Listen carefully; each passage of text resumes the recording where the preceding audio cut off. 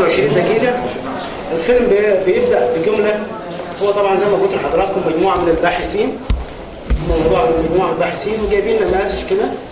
مش عايز احرق لكم الفيلم، بس عايزكم تركزوا شوية في الكلام اللي قدام.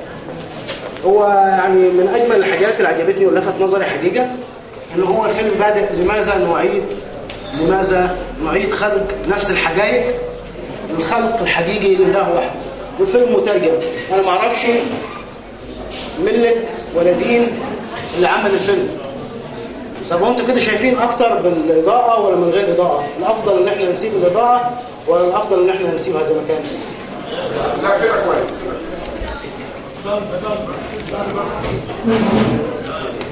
دينا يعني هاي ديمقراطية. الناس اللي قالوا ورا ان احنا شايفين بالاضاءة اكتر ناس رفعوا ايديهم شكرا لما استاذ احمد نوبي قال لا عايزينها ضلمه. فكده شايفين اكتر.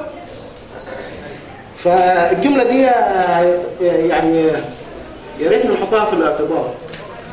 احنا ليه بنعيد خلق نفس الحقائق رغم ان الخلق لله سبحانه وتعالى، هو لله وحده. اللي قال الجملة دي انا ما اعرفوش مين، ما اعرفش ملته ايه، ما اعرفش دينه ايه. الموضوع كله بيدور حول الاربع محاور دول: التفكير كبداية، والخلايا، والمشاعر، وازاي ده بيخرج في السلوك. هيبقى محتاجين ان احنا يعني انا مش هسيب المايك عشان ممكن تبقى في جملة مش واضحة، حاجة مش واضحة، وفي بعض الحاجات هنبقى نهايلايت عليها.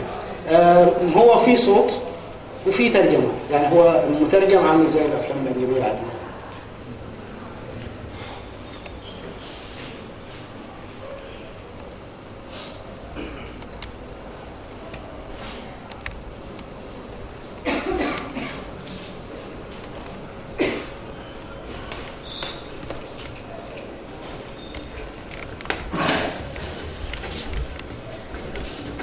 Why do we keep recreating the same reality? Why do we keep having the same relationships? Why do we keep getting the same jobs over and over again?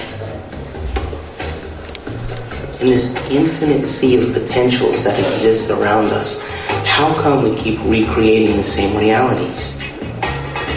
Isn't it amazing that we have options and potentials that exist, but we're unaware of them?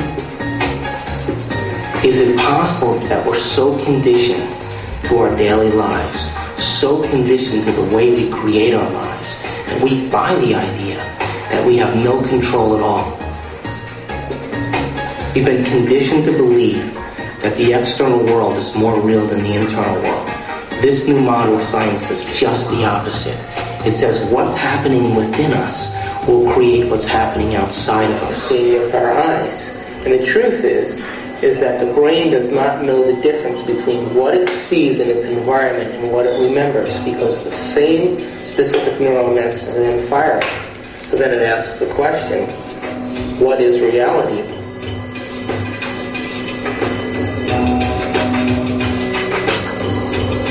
We're bombarded by huge amounts of information, and it's coming into our body and we're processing it.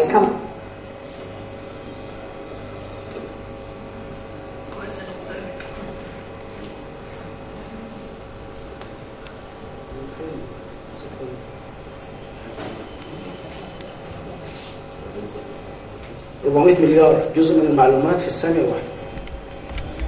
2000 منها بس اللي هم يخشوا وعينا يعني.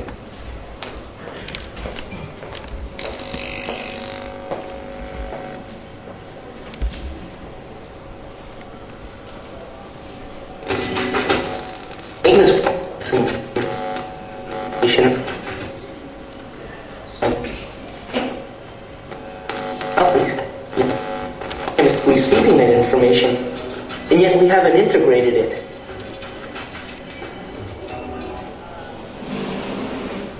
The eyes, but the tape that's really seeing the back of the brain.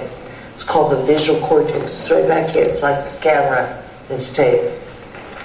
Did you know that the brain imprints when it has the ability to see? Now, this is important. For example, this camera is seeing a lot more around me than what is here. Because it has no objection and no judgment.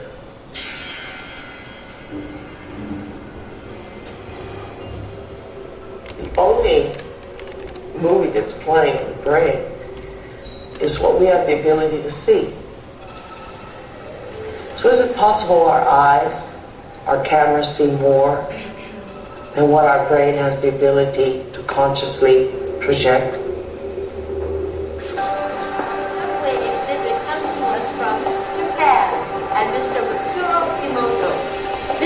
Became terribly interested in the molecular structure of water and what affects it. Now, water is the most receptive of the four elements. Mr. Emoto thought perhaps it would respond to non-physical events. So he set up a series of studies, applied mental stimuli, and photographed it with a dark field microscope. This first picture is a picture of water from the Fujiwara Dam. And this picture is the same water after receiving a blessing from a Zen Buddhist monk. Now, in this next series of pictures, Mr. Emoto printed out words, taped them to bottles of distilled water, and let them out overnight. This first photograph is a picture of the pure distilled water, just the essence of itself. These subsequent photographs, as you can see, are each different. This is the chi of love. And we move along here to thank you. And you can see where he taped that to this bottle here. But if you read Japanese, you already knew that. Now, Mr. Emoto speaks of the thought or intent being the driving force in all of this. The science of how that actually affects the molecules is unknown, except to the water molecules, of course. And it's really fascinating when you keep in mind that 90% of our bodies are water.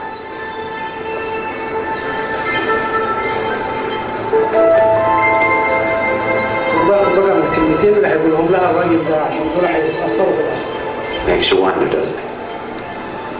If thoughts can do that to water, imagine what our thoughts can do to us.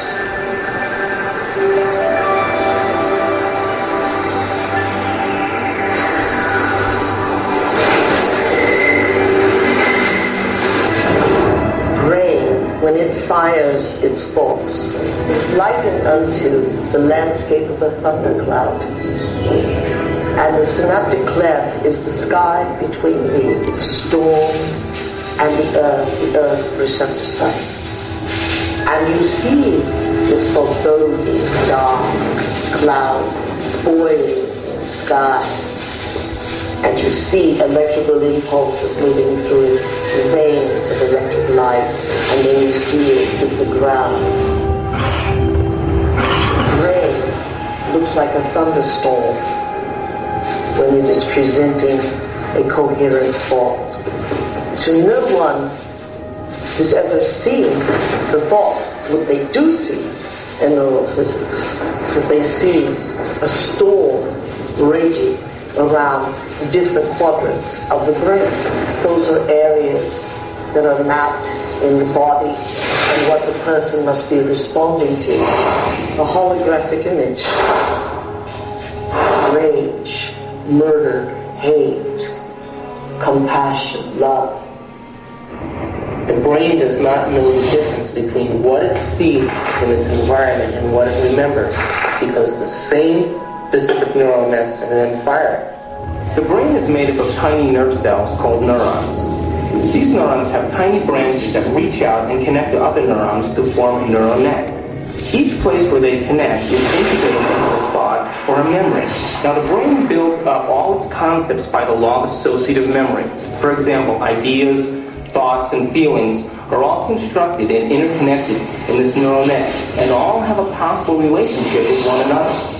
The concept and the feeling of love, for instance, is stored in this vast neural net. But we build the concept of love from many other different ideas. Some people have love they experience the memory of pain, sorrow, anger, and even rage. Rage may be linked to hurt, which may be linked to a specific person, which then is connected back to love. We build up models of how we see the world outside of us. And the more information that we have, the more we refine our model one way or another. And what we ultimately do is tell ourselves a story about what the outside world is. Any information that we process, any information that we take in from the environment is always colored by the experiences that we've had and an emotional response that we're having to what we're bringing in. Who is in the driver's seat when we control our emotions or we respond to our emotions? We know physiologically that nerve cells that fire together wire together. If you practice something over and over again, those nerve cells have a long-term relationship. If you get angry on a daily basis, if you get frustrated on a daily basis, if you suffer on a daily basis, if you give reason for the victimization in your life, you're rewiring and reintegrating that neural net on a daily basis, and that neural net now has a long-term relationship with all those other nerve cells called an identity. We also know that nerve cells that don't fire together no longer wire together. They lose their long-term relationship because every time we interrupt the thought process that produces a chemical response in the body, every time we interrupt it, those nerve cells that are connected to each other start breaking the long-term relationship. When we start interrupting and observing, not by stimulus and response and that automatic reaction, but by observing the effects it takes, then we are no longer the body, mind, conscious, emotional person that's responding to its environment as if it is automatic. Is holographically imprinted chemicals. The most sophisticated pharmacy in the universe is in here. There's a part of the brain called the hypothalamus. And the hypothalamus is like a little mini factory, and it is a place that assembles certain chemicals that match certain emotions that we experience. Those particular chemicals are called peptides. They're small chain amino acid sequences. The body's basically a carbon unit that makes about 20 different amino acids all together to formulate its physical structure. The body is a protein-producing machine. In the hypothalamus, we take small chain proteins called peptides, and we assemble them into certain neuropeptides from neurohormones that match the emotional states that we experience on a daily basis. So there's chemicals for anger, and there's chemicals for sadness, and there's chemicals for victimization. There's chemicals for love. There's a chemical that matches every emotional state that we experience. And the moment that we experience that emotional state in our body or in our brain, that hypothalamus will immediately assemble a peptide that then releases it through the pituitary into the bloodstream. The moment it makes it into the bloodstream, it finds its way to different centers or different parts of the body. Now, every single cell in the body has these receptors on the outside. And one cell can have thousands of receptors studying its surface, kind of opening up to the outside world. And when a peptide docks on a cell, it literally, like a key going into a lock, sits on the receptor surface and attaches to it and kind of moves the receptor, and kind of like a doorbell buzzing, sends a signal into the cell. It's party time! On the outside of the cell are these billions of receptor sites that are really just receivers of incoming information. A receptor that has a peptide sitting in it changes the cell in many ways. It sets off a whole cascade of biochemical events, some of which wind up with changes in the actual nucleus of the cell. Each cell is definitely alive, and each cell has a consciousness, particularly if we define consciousness as the point of view of an observer. There is always a perspective of the cell. 2 years later!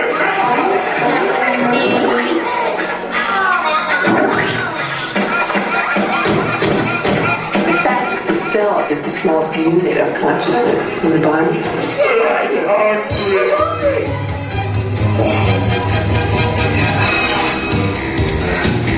Oh yeah! We're coming here to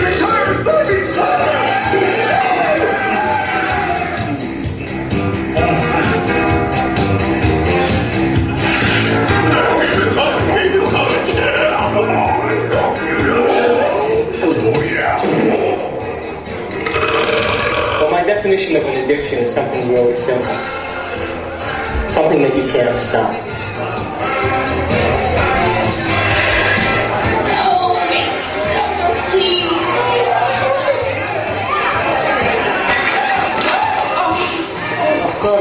Ourselves situations that will fulfill the biochemical craving of the cells of our body by creating situations that meet our chemical needs.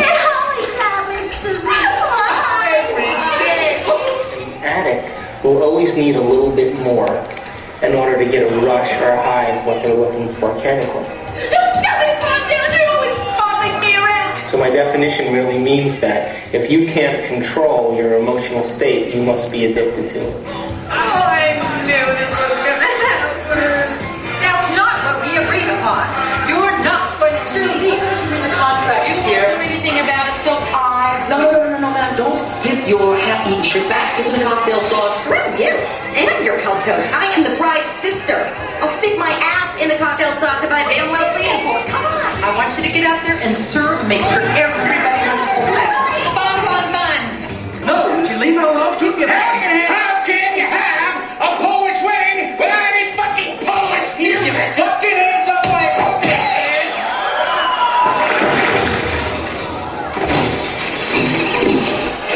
Our mind literally creates our body. So it all starts in the cell. The cell is a protein-producing machine, but it gets its signal from the brain. One of the things about receptors is they change in their sensitivity. If a given receptor for a given drug or internal juice is being bombarded for a long time at a high intensity, it will literally shrink up.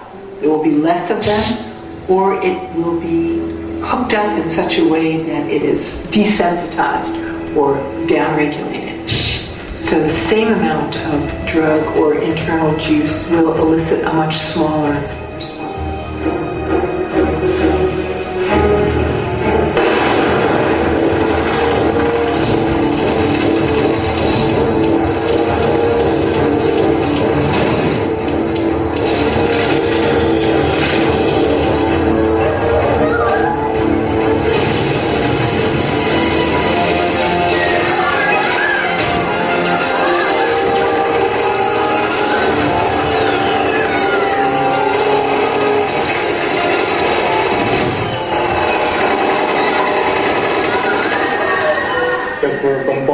cell with the same attitude and the same chemistry over and over again on a daily basis. When that cell finally decides to divide, when it produces a sister cell or a daughter cell, that next cell will have more receptor sites for those particular emotional neuropeptides and less receptor sites for vitamins, minerals, nutrients, fluid exchange, or even the release of waste products or toxins. Now, all aging is a result of improper protein production. What happens when we age? Our skin loses elasticity. Well, elastin is a protein. What happens to our enzymes? We don't digest as well. What happens to our synovial fluid? Those are proteins. They become brittle and stiff. What happens to our bones? They become thin. So all aging is a result of improper protein production. So then the question arises, does it really matter what we eat? And does nutrition really have an effect if the cell doesn't even have the receptor sites after 20 years of emotional abuse to even receive or let in the nutrients that are necessary for its health?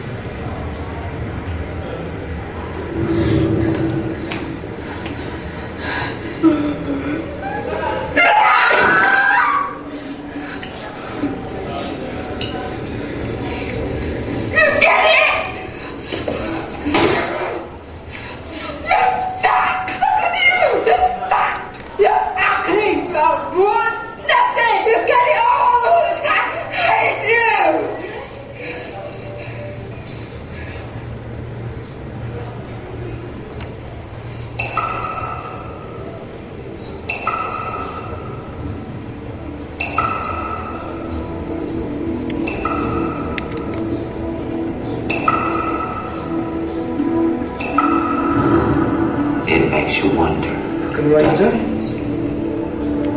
If thoughts can do that to water, imagine what thoughts can do to us.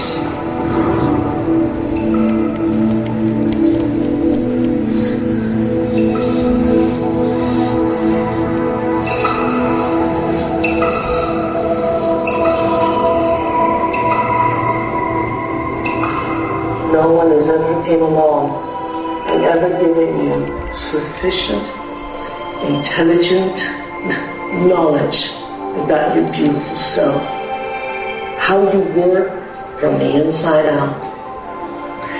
Why do you have addictions? Because you have nothing better.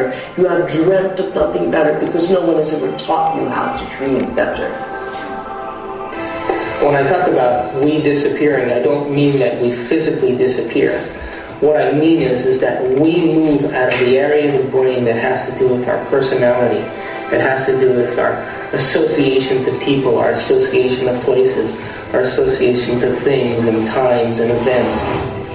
We don't exist in the associative centers in our brain that reaffirms our identity, reaffirms our personality. For the average person in the world who lives life and considers their life boring or uninspiring is because they've made no attempt to gain knowledge and information that will inspire them. They're so hypnotized by their environment through the media, through television, through people living and creating ideals that everybody struggles to become, that no one can actually become in terms of physical appearance and definitions of beauty and valor that are all illusions, that most people surrender and live their life in mediocrity. And they may live that life and the soul may never really, their desire may never really rise to the surface, so they may want to be something else. But if it does rise to the surface and they ask themselves if there is something more, or why am I here? What is the purpose of life? Where am I going? What happens when I die? We're in completely new territory in our brain. And because we're in completely new territory, we're rewiring the brain, literally reconnecting to a new concept. Then ultimately, it changes us from the inside out. If I change my mind, will I change my choices? If I change my choices, will my life change? Why can't I change? What am I addicted to? What will I lose that I'm chemically attached to? And what person, place, thing, time, or event that I'm chemically attached to that I don't want to lose because I may have to experience the chemical withdrawal from that. Hence the human drama.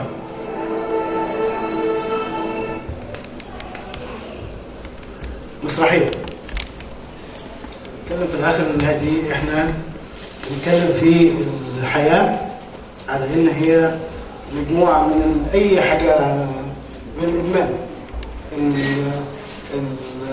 الغضب، الأفكار. لو إحنا غيرنا الأفكار هتغير الاختيارات، وغيرنا الاختيارات يعني القصة في الأول وفي الآخر من الداخل للخارج، ما هياش من الخارج. خلاص كده إحنا ممكن نور يا شباب.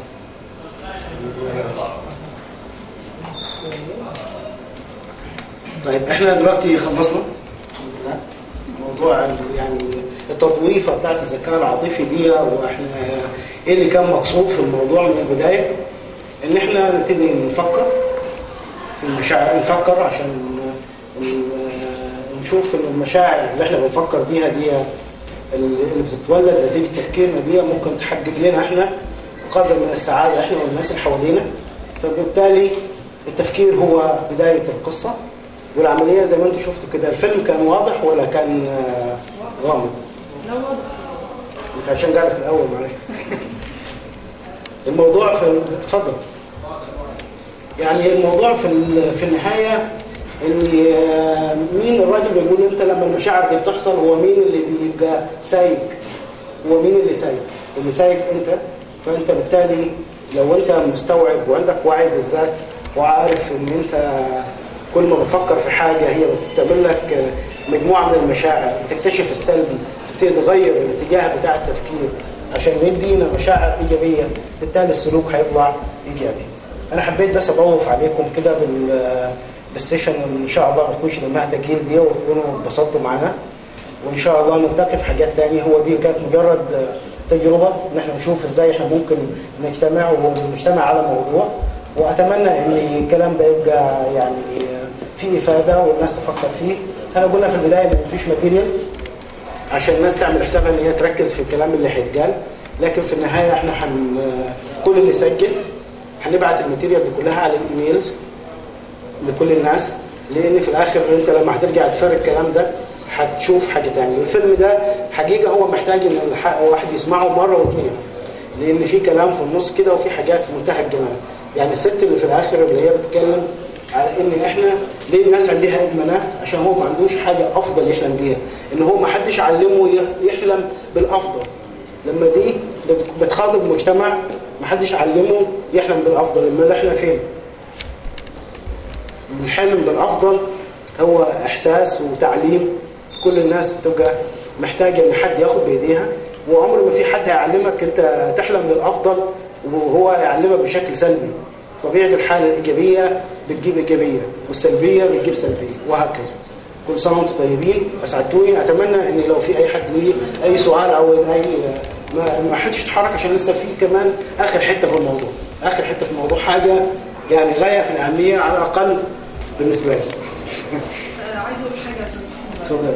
انا عايز اشكر حضرتك على الندوه دي، لان احنا ما احوجنا للتفكير بالشكل ده في الوقت ده بالذات، الوقت اللي بلدنا بتمر بيه. وعايز اشكر حضرتك كمان مره ثانيه على الفيلم، واثني على ان ده اختيار رائع، لانه فعلا اتحرك جوانا حاجات جوانا بس احنا مش واخدين بالنا منها. وعايز اقول لو اللي في الفيلم ده حصل لنا على الاقل احنا بس اللي موجودين في الندوه، وحاولنا نقوله للاطراف اللي قريبه مننا اللي في البيت، مع تسقيفه كبيره للميل اللي هي جرت حاجه فعلا في بجد. انا كنت بتكلم ان انا عايز حد يكلمني فيها، ان احنا ليه ما نعملش مبادره ان احنا قاعدين، احنا شعب ذكي عاطفي. هنبقى يعني المجتمع بتاعنا هيتحول ليوتوبيا اللي حلم بيها الفلاسفه زمان، وبيكتبوها في كتبهم من قبل حتى ما التاريخ يسجل انه ميلاد المسيح. الحاجه الاخيره اللي عايزه اقولها ان في ايه قرانيه جميله جدا جدا جدا، لو كلنا حطيناها يعني نصب عيوننا والله البلد دي هتبقى احسن بكتير. والايه بتقول بسم الله الرحمن الرحيم: ويؤثرون على انفسهم ولو كان بهم خصاصه. صدق الله العظيم.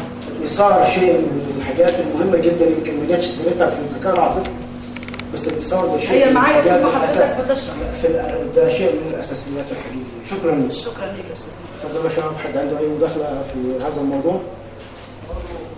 اتفضل استاذ سيد.